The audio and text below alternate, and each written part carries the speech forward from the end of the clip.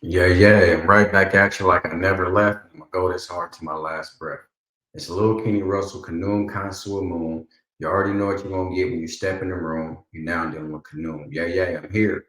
And while I'm here, I'm gonna make the information direct and clear because a lot of y'all can't hear. Like, share, subscribe, comment, and I thank you for watching. Now today it's My Thoughts 27, and I want to kind of revisit previous My Thoughts. I believe it was a guy on here speaking about Proverbs, and it was Proverbs. Uh, I don't, I don't remember it, but it's the proverb speaking about if you spare the rod, you'll spoil the child. And then he went on, and like I said, he tried to make himself as if he was in biblical time, speak and act like the Bible can reflect his natural understanding as a human being. He went as far as saying corporal punishment was, if it's done right, it'll have a sustaining and a lasting effect on a child. And all that is true, uh, the way he's trying to interpret it. Okay. But corporal punishment is just what it is. Why I said it was true is because it will have a long lasting effect on the child's psyche because you remember that beating. Um, the proverb that I'm speaking about saying you can take a rod and hit the child won't die. Uh, if you do it right, it'll take hell out of his heart. So I said that's where the term derives from. I'll beat the hell out of you. If I can't put God in you, I'll beat the hell out of you. And a lot of people use that today. So I want to revisit that. And I said if a person took that literal in today's time, he can go to prison, you know what I mean, and things like that. So I gave you just a brief introduction on basically what today's video was about. It's a revisiting of something. And I'm trying to prove and show to you if you take the Bible as literal, excuse me, and you try to apply it in your life, these things that they said God and God said it's okay, what would happen to you? Okay, so let's check out the video.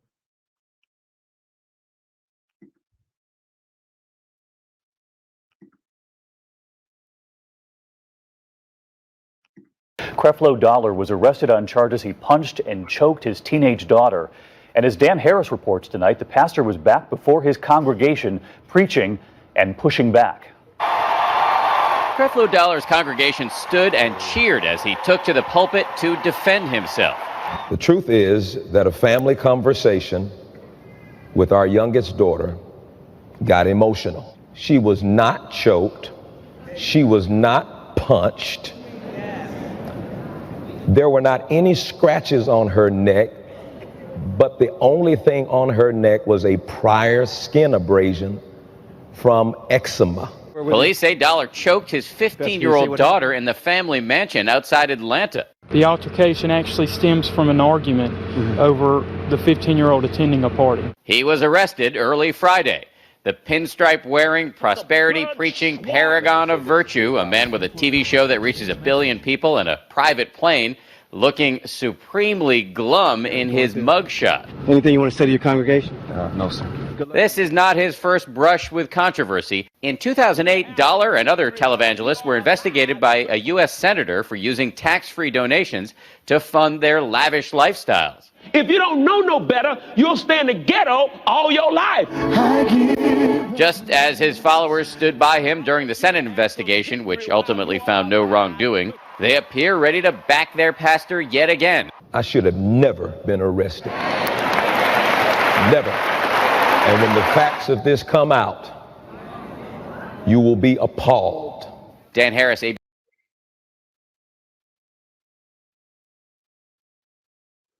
All right, that was the video. And again, in my opinion, in my thoughts, this man tried to, I didn't speak to him personally, but I said in my opinions and my thoughts, this man tried to use that Proverbs because they know the Bible. One thing about these gentlemen, they sharp on the Bible. They live the Bible and they twist it to make it fit their lifestyle. So all that prosperity stuff, they use the Bible to substantiate and to uh, fundamentally, based their prosperity preaching on how God wouldn't want him poor, and when he needed that jet airplane for $60 million that he got from poor people. He has some wealthy people giving him money as well, but majority of the people will be considered poor because they all weren't millionaires who pitched in and got on this jet. Okay. If that's the case, he would have just said a couple of my millionaire rich buddies got together and got me that jet that I said God said I needed. But he went to his pulpit. They said his television show reached 1 billion. So he went and asked people, unfortunate people, that's unfortunately, in the term I'm using, they unfortunately not living the lifestyle he's living. He asked them for money and they furnished him with a luxurious jet that they'll never be able to fly on. They'll never be able to take any pleasure on it like he does, and they won't be able to do anything remotely close to even looking at it in person. Okay, not unless you fly it up and say, "Hey, that was me flying by outside," and they get up and give him this illustrious round of applause. See that? We put him in that. That was him flying over the church. Thank God.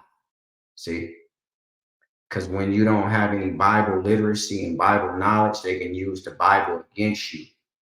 You know, you have to know more than they know to challenge them on this. Now, in my opinion, he used that Proverbs and said, if you don't beat the child, you'll let him spoil. See, that's what the Bible says in so many words. If you spare the rod, you spoil the child. So if you don't give enough tail whoopings, if you don't kick enough tail, that child will get out of hand. And that's understandable. Okay. If it's not utilized and took in a literal form, that a person can take a rod and beat his child or administer any punishment he wants, like the gentleman Dexter said on the other one that I wanted to revisit. Corporal punishment is good when it's done right. See, so corporal punishment is a bunch of things. I read the definitive terms and definition of it: kicking, smacking, punching, uh, choking, any of these type of things, switching, beating, caning, putting them in a small place for so long, making them do strenuous exercise, all kind of different stuff. That's corporal punishment, okay, or death. So in my opinion, he's bigger than life with his larger than life attitude. He's above the law. He was investigated, like they said, by a gentleman. He got a bunch of people that investigated him to make sure to see was he using his tax-free donations to make his luxurious lifestyle suitable. And that's, in fact, that's what he does. But they couldn't find him guilty on that, so they let the case go. They dismissed it. Okay. But of course, that's what they do. All these prosperity preachers, that's where their net worth come from. Tax-free donations. He took his daughter, choked her, punched her. This is what the police is saying.